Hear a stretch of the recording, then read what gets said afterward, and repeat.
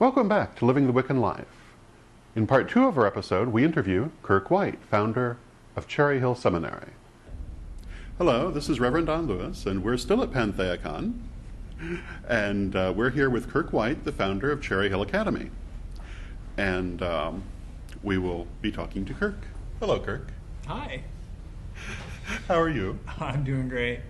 And you're surviving the great room hunt for a place to film this interview. I am. I'm getting my exercise. It's been quite pleasant.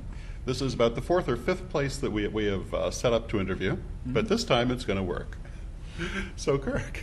Yes. You're the founder and the head of Cherry Hill Seminary, yes? I'm the founder. The founder. I am founder and president emeritus. Okay. We do have a board of directors that oversees it, and there's an executive director, Holly Emore, who just recently took the position and is handling the day-to-day operations. Okay. So. And why don't you tell us a little bit about what Cherry Hill is for those of our viewers who may not be familiar with it? Sure. Cherry Hill Seminary is a professional pagan ministry training program that is designed to train people in those skills that are above and beyond the skills necessary to run a coven or grow over a small group dynamic, but rather that go beyond and interface more with the dominant culture. One of the things we early on made a distinction of in Cherry Hill Seminary is there's a difference between priestesshood and ministry. And priestesshood is that thing that you learn in your tradition or that you get from your gods. A priestess only is accountable to her gods and her whatever tradition she is. And there's no higher calling, no higher degree or anything like that than whatever it is your tradition says makes you a priestess. And within people's priestesshood, people are called to serve their gods in particular ways. Some people are called to do so through ritual. Some people are served through teaching. Some through music or dance or arts or other expressions.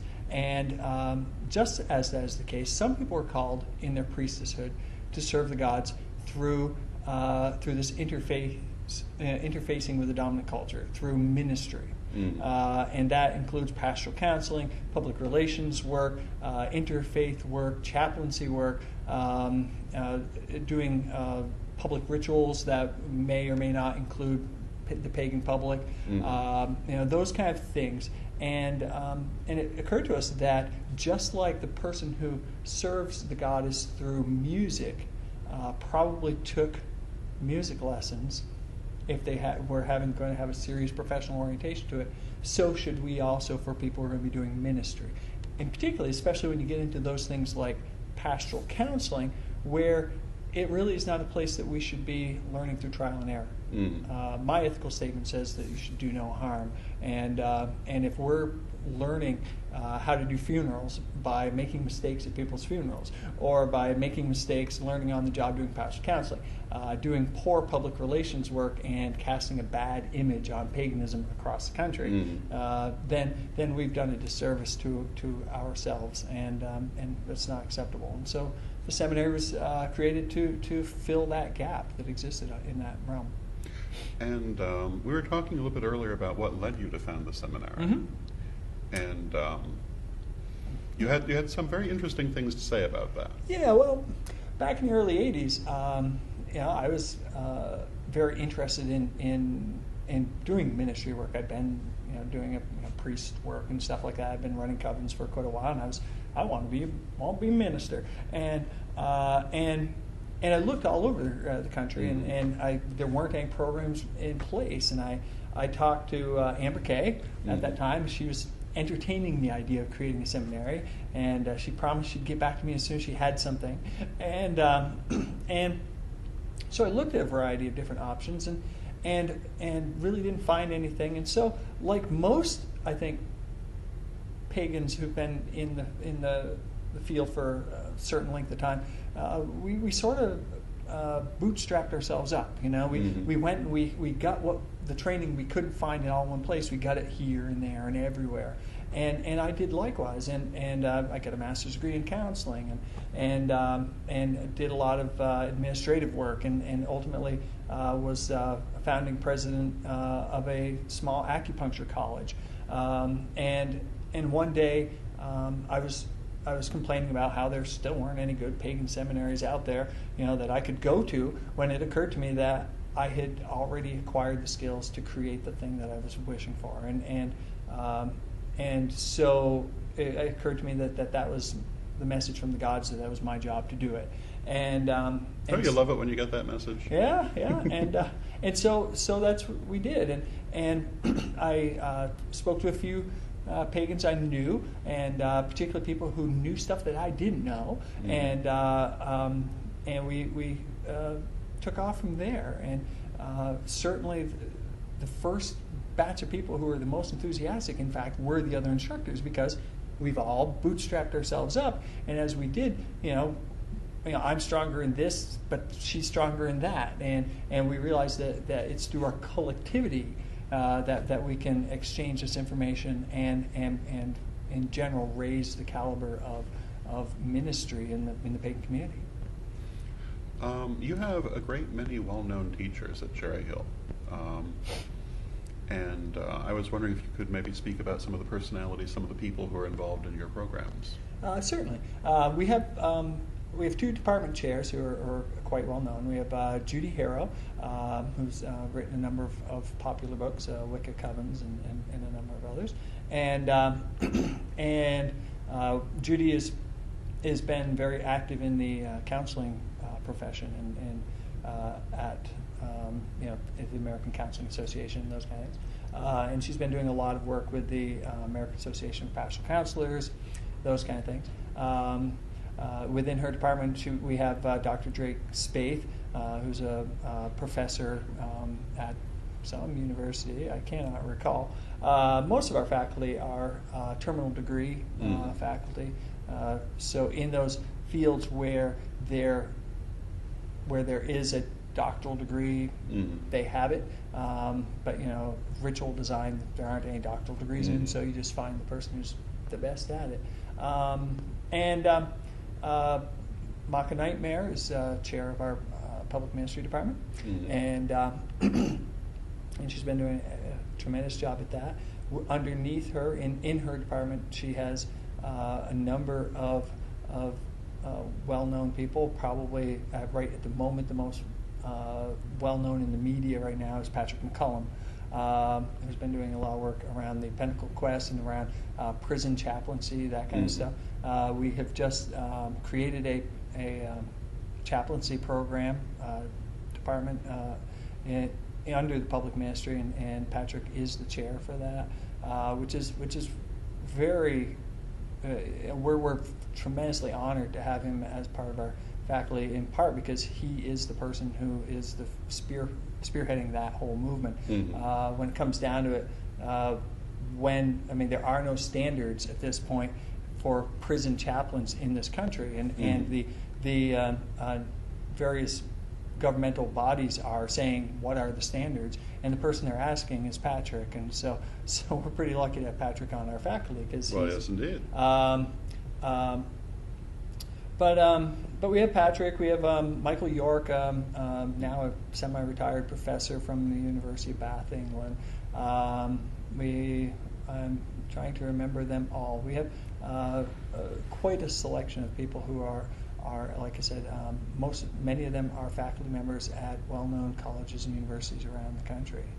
Well, let me ask you, in your teaching, is this done, I believe you have a major online component. How would people go about studying with Cherry Hill? Well, our program is designed to be a distance learning program, low residency.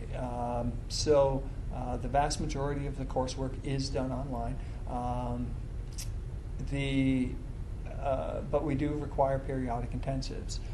We just had one of those intensives yesterday here. Preceding PentheaCon, figured faculty and students were going to be here anyway. Might as well just have them come a day early. And it does rotate. Currently, it's rotating. The winter intensive is on the West Coast, and the summer intensive is on the East Coast. And that's because we have faculty and students that are spread across North America, and so we try to be fair and balanced about that. but that's the main part of it. Most of the actual coursework is online. What are you hoping to see for the future with Cherry Hill that you're hoping to do that maybe hasn't been done yet? Well, I mean, I think in general, Cherry Hill is trying to fill a niche that hasn't been met. There are a number of schools out there that are teaching people how to do their faith, how to be pagans, and there's a real need for that.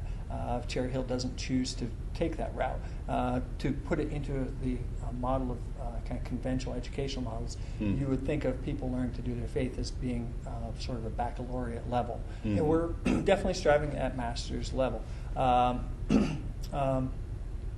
which has never been done before in this country, and is a real challenge for us. One of the things that we're always trying to work out is how do you balance the needs of the dominant culture with the unique values and qualities of the pagan community, because if we just adopt the models of the dominant culture, if we just copy their educational models, if we just I went to a workshop once and a guy laid out, he said, this is a curriculum for a pagan college I want to start, a seminary, and it had pagan homiletics, and homiletics are doing sermons, and I thought, I don't want us to become that, and if we aren't careful, if we just copy the dominant model, which is so easy because it's natural to us to do, if we just copy that, then the form will ultimately affect the function, and we will become more like they are. We'll develop edifice complexes where we have to have buildings. Not to say buildings are bad, but that to have them, and if we aren't careful, we'll turn into the big white circle on Main Street where all the pews face forward, and we don't want to do that. I believe we would be losing unique features of our spiritual tradition. So the seminary is always trying to walk that line, and that's the hard thing. Even just calling it a seminary. Seminary comes from semen, which has to do with male, and it's hard to get anyone to go with the ovulary. Though. That's it, exactly. And the government agencies would recognize. Well, that's who I mean. Yeah, and when you're trying to get that proof, we've found that you have to use the words they know. Exactly. Or they will not listen to you. That's right, and that's why too. Pastoral counseling implies a pastor, which implies sheep and shepherds, and which we also don't think fits us well, but that is the normative language. And so for us, it's always a balance between trying to meet the unique needs of the pagan community without selling out, and trying to do that, and so that's the big thing. Otherwise, the next thing that's probably going to be unfolded from the seminary is a program on interfaith work.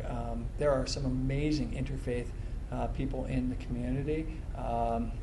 Angie Buchanan, Don Frew, Rowan Fairgrove, who none of them are currently faculty at the seminary, but we're hoping to get them. We try real hard to get people who are faculty who aren't just people who write books, but who are people who are actually doing the work on the ground. There's a tremendous difference between writing the book and doing the work. And so that's what we're doing.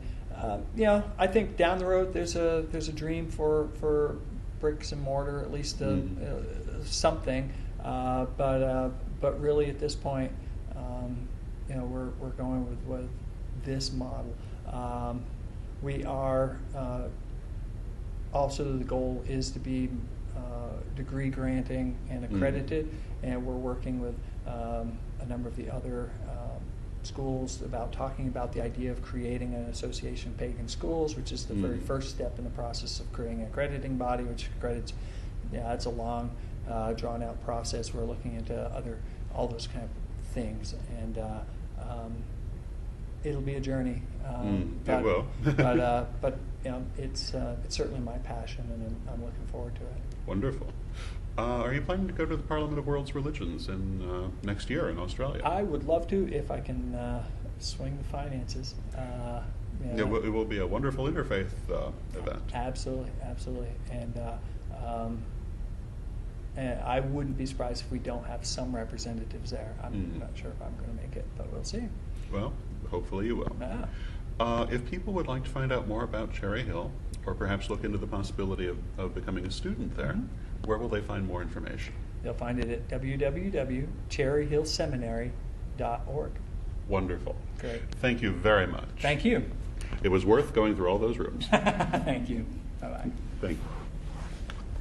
I hope that you enjoyed our interview with Kirk White, and that you'll join us again next week for more fascinating interviews. Until then, may you blessed be. Hello, this is Reverend Don Lewis, and I'm very pleased to announce the publication in paperback of Witch School's Lessons for the First Degree. Available now for pre-order from witchschool.com, and coming soon to a bookstore near you, together with lessons for the second degree and